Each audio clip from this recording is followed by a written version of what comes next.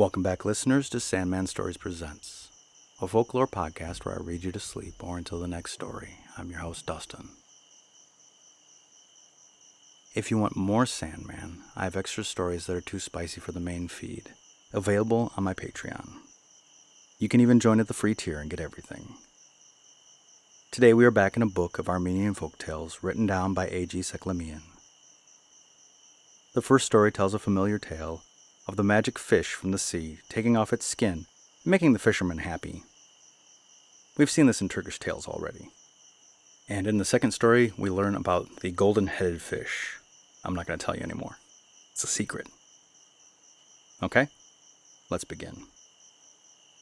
The Maiden of the Sea. There was an old woman and her son who lived on the seacoast. She used to cast a loaf of bread into the sea every morning. One day she said to her son, "My son, I am getting old, and I feel that I shall soon die. Listen to my advice, and every morning cast a loaf of bread into the sea." The old woman died, and the lad continued casting a loaf of bread into the sea every morning.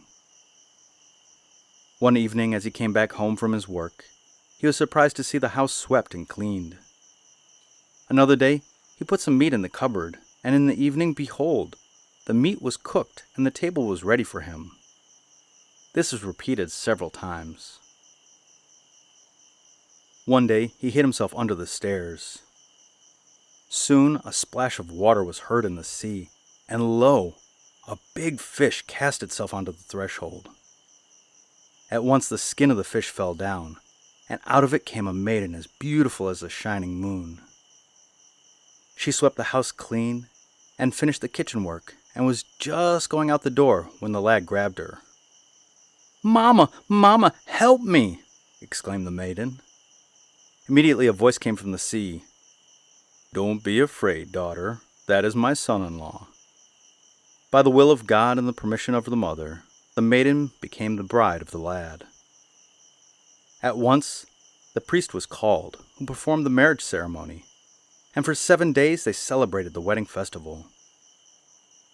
One day, as the bride was working with a needle before the window, the prince, who was taking a walk in his seashore orchard, saw her and was enchanted by her beauty. Finding out that she was a married woman, he decided to destroy her husband and to get her in marriage. He immediately summoned the lad and said, "I want you to make me a tent so large that all of my army may be inside of it, and yet half of it remains empty. I'll give you 3 days' time to prepare it. If you don't make it ready by that time, your head shall be cut off and all your property confiscated." The lad came home with a sad face. What should he say to the prince at the end of the 3rd day? Surely his head would be cut off. The bride, seeing him, said, "How now, husband? What is the matter? Why are you sad today?" "Nothing," said the lad, sighing. "No, your face has changed," said the bride. "What, pray tell, is the matter?" The lad told her what the prince had ordered him to do. "Don't worry, husband," she said, and sticking her head out of the window towards the sea, she cried, "Mama, Mama, send us up our small tent, please. We want to go a-camping." The small tent was thrown up from the sea. The lad took it to the prince. It took his servants 7 days to pitch it. Not only the prince's army, but all his people were accommodated in it, and yet half of it was still empty. "This is okay," said the prince. "But you see, there is no furniture to put on the ground. I want you to bring me a rug to suit the tent exactly. If you don't bring it in 3 days, your head shall be cut off." The lad told his wife, and she asked her mother to send up the small rug, which was taken by the prince.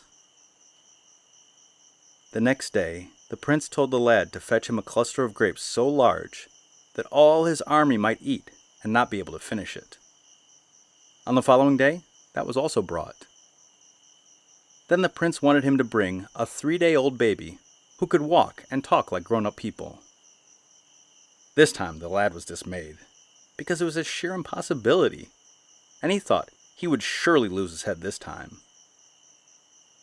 "Don't worry, husband," said his wife in the evening, and turning to the sea, she cried, "Mama, send up the baby here for a little while. We want to see him." The baby was brought up, and the lad took him to the prince, still doubting in his mind whether the baby could do what the prince required. On the way, the lad's foot slipped and the baby was shaken. "Keep your eyes on the road, brother-in-law," the baby said. "Or do you want me to fall down and crush me under you?" The lad was pleased at the baby's reaction, because it assured him that his head would not be cut off. On being presented to the prince, the baby at once walked toward him, jumped up into his lap, and boxing the prince's ears said, "Aren't you ashamed, prince, to give so much trouble to my brother-in-law? You want to kill him and marry my sister, don't you? For shame, prince, for shame!" Thereupon the prince gave up his evil intention, apologized to the lad, and asked for forgiveness. So the lad and his bride of the sea were left unmolested, and they are still living on the border of the sea. 3 apples fell from heaven, one for me, one for the storyteller, and one for him who entertained the company. The end.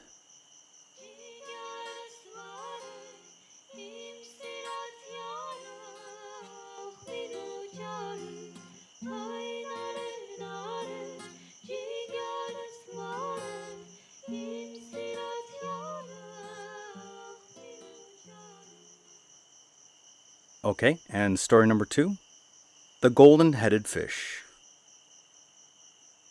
I remember having heard my grandmother tell a story of the king who lost his eyesight. I will now repeat it to you. All of the doctors and all of the magicians of the realm held a consultation, but it didn't do him any good. At last the king, hearing that there was a doctor in India 300 years old, wrote a letter to the king of that country requesting him to send the aged doctor, in order that the latter might devise some remedy to restore his eyesight. The doctor came, and after an examination of the king's eyes, he said, "There is only one remedy, and that is a tincture made from the blood of the golden-headed fish. Send men to the open sea to catch one. I will wait 100 days. If they cannot catch one during that time, I will depart." The king's only son, taking with him 100 men and as many nets, sailed to the open sea to catch the desired fish. They worked hard and caught many kinds of fish, but none of them had a golden head. 99 days passed by, and only 1 day remained before the expiration of the term. They had given up hope and decided to sail back when the prince said to his men, "Cast one last net for my luck." They did so, and lo, the golden-headed fish was caught. They were glad and put the precious fish in the jug of water in order to keep it alive. The jug was put in the prince's cabin, and they set sail homeward. When the prince was alone, he looked at the fish, and lo, it began to talk to him. "Prince," said the golden-headed fish, "I am a prince myself. Spare my life and cast me back into the sea. Someday you will receive your reward." The prince took pity upon the poor fish and cast him back into the sea, saying, "Go live. If you, a fish, do not appreciate this mercy, the Creator from above will appreciate it." The party returned and told what the prince had done. This enraged the king to the verge of madness. "Alas," he exclaimed, "my son desires my speedy death so that he may himself be king. Executioners, take this unnatural son and immediately cut off his head." But as the prince was the only son of the king, with the intervention of his mother, they put his clothes on a criminal and hanged him instead, and banished the prince to a distant island, where he lived a miserable life, as nobody knew who he was. He was considered by the people as a vile criminal, and was despised by all, and forsaken and abandoned, he remained in this wretched condition without friends, without a means of livelihood. He felt himself so wretched that he fell into a condition of despair and resolved to put an end to so unbearable a life. With this intention, he went to a high cliff on the seashore and threw himself into the foaming deep. But as soon as he reached the sea, lo! He found himself in the arms of a strange-looking Greek, who after setting down on the beach fell down and saluted him, saying, "Mighty prince, trust me that I may be at your service. You may depend on it that I shall please you and serve you with all of my might."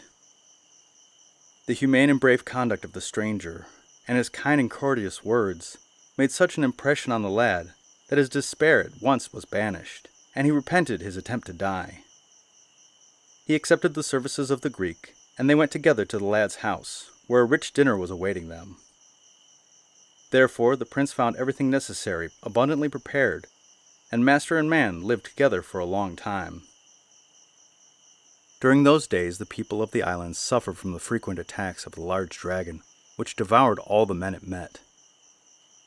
The people were in such terror that no one dared to venture out of their house. The prince of the island sent his army to kill the dragon, but it could not be done. Then he sent out heralds proclaiming that he would give great wealth to the man who killed the dragon. Thereupon the Greek, the attendant of the lad, went to the prince of the island, saying, "My master will kill the dragon, and desires what you intend to give him." "The hero who kills the dragon," said the prince, "shall become my son-in-law by marrying my daughter, and I will also bestow upon him whatever presents he may desire." "Agreed," said the Greek. "Give my master your daughter in marriage and half of your wealth."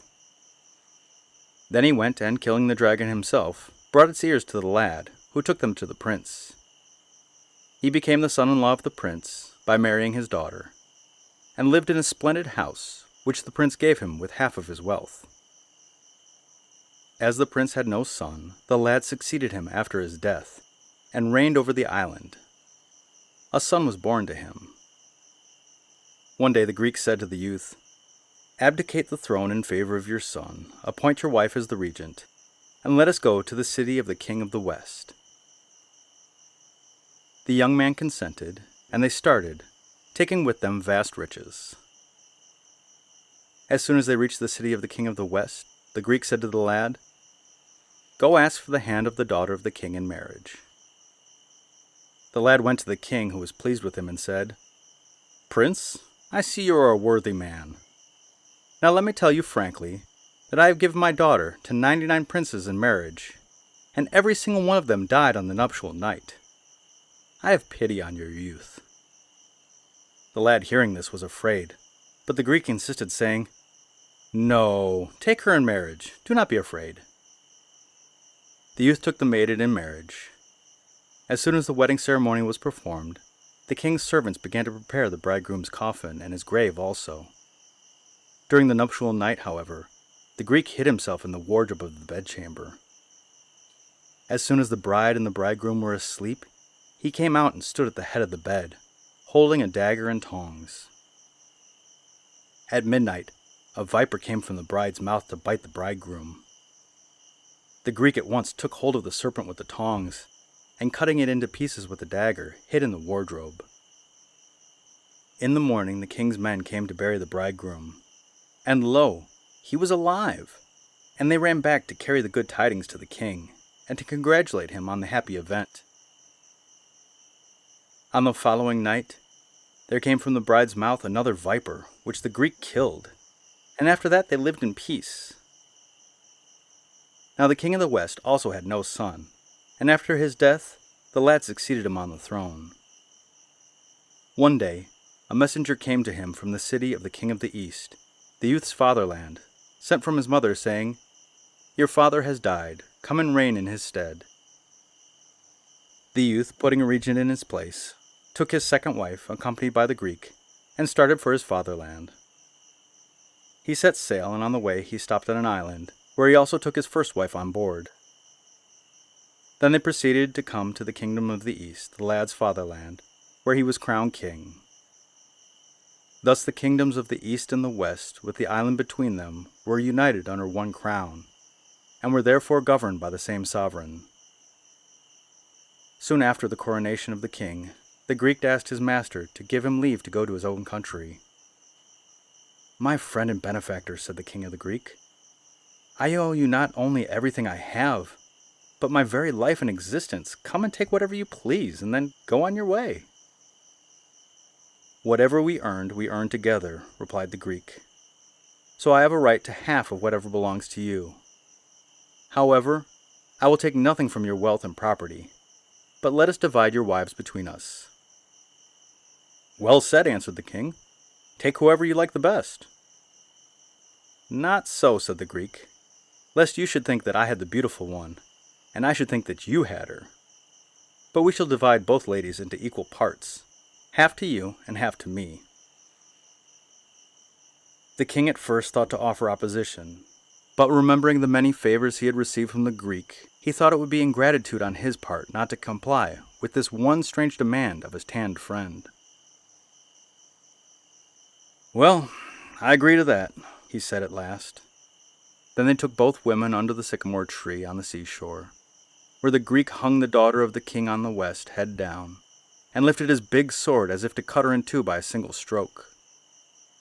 The woman shrieked at the sight of the lifted sword. "Oh!" she exclaimed with all of her might, and lo, a serpent's nest with a great number of young vipers fell from her stomach. The Greek killed the vipers, releasing the woman, and gave her to her husband, saying, "Now go and enjoy your wives and rule over your empire in peace.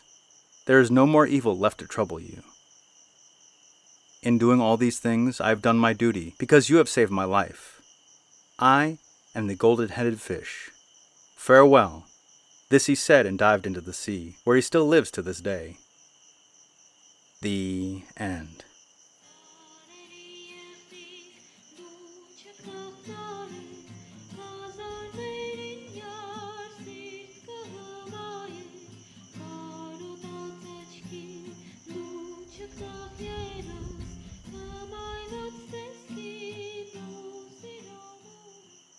Whew, that was quite a couple of stories. I've read something very similar in both Turkish and Georgian tales. Surprise, surprise. One was the frog skin from Georgia and the poor fisherman from Turkey, and the second story had the servant of the prince being a Negro, and it just was, I was like, oh yeah, by the way, Magic Negro comes and saves you. Yeah, I didn't want that trope in there, so I changed it to a Greek, and back in that time, Greeks could be of any color. I mean, they still can to this day, but to be Greek back in the classics time, listen to the Endless Knot podcast. They do a great job of talking about nationality way back when. And I was tempted to name an African country, but at least give the guy a home. But I figured Greece was close enough to Armenia to be foreign without being unknown. I have only 9 more tales in this book, so I should finish by 2030. I hope. And the podcast shout-out is to the Folklore Podcast. Hosted by Mark Norman, this podcast is a must for folklore enthusiasts. He is a full-on researcher in the UK and a member of the Folklore Society. He reads tales, talks motifs, and is just all around super knowledgeable about folklore in general. I love listening to the extensive back catalog and learning more about folklore every day. And if you like his show as much as I do, go and give him a like, a rating, and a review. And the listener shout-out is to the city of Sendai, the largest city in the Miyagi Prefecture in Japan. It's located on the island of Honshu, the main Japanese island.